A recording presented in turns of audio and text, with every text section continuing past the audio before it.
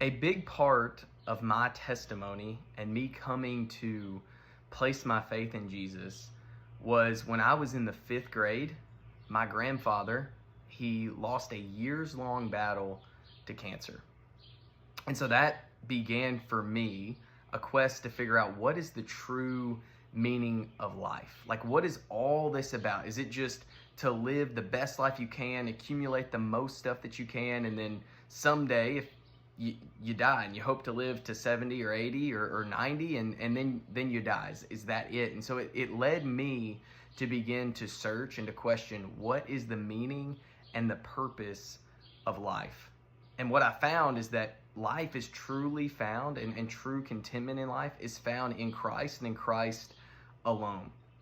And so what we're going to look at today is a story of a woman who had been suffering sickness, who had been suffering illness just like my grandfather had.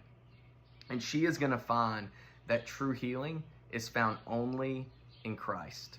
So we're going to be in Mark chapter 5, beginning in verse 21. And when Jesus had crossed again in the boat to the other side, a great crowd gathered about him, and he was beside the sea. Then came one of the rulers of the synagogue, Jairus by name, and seeing him, he fell at his feet and implored him earnestly, saying, "My little daughter is at the point of death. Come and lay your hands on her, so that she may be made well and live." And he went with him. And a great crowd followed him and thronged about him. And there was a woman who had had a discharge of blood for 12 years, and who had suffered much under many physicians, and had spent all that she had, and was no better, but rather grew worse. She had heard the reports about Jesus, and came up behind him in the crowd, and touched his garment. For she said, "If I touch even his garments, I will be made well." And immediately the flow of blood dried up, and she felt in her body that she had been healed of her disease. So you have this woman who had spent all of her money, her entire life savings, had had this problem of bleeding for 12 years. I mean, this was a big deal in Jewish culture. For one, she would have been considered unclean according to the religious law, and she would not have been allowed to go and to worship as the Jews prescribed. And so for one, she had this ostracism. She was considered unclean.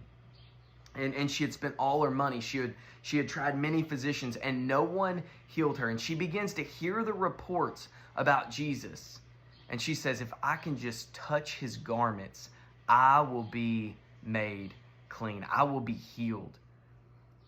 And so what I want you to know is maybe you're struggling with some illness today. Maybe you're struggling with some illness and you've been battling it for years and years. Or maybe you just found out that you had a bad diagnosis last week.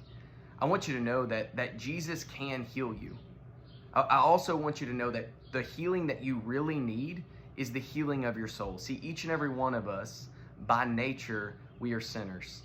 And because of that, we are unclean. We cannot be in the sight and the presence of God. And so what we truly need is we truly need to be born again. We just need to reach out to Jesus, and he will make us well. He will heal us. And so my challenge for you today is to just reach out to him. Have you been made clean? Have you been healed of your sin problem? Because Jesus, he can heal you. So my challenge is just reach out and touch him.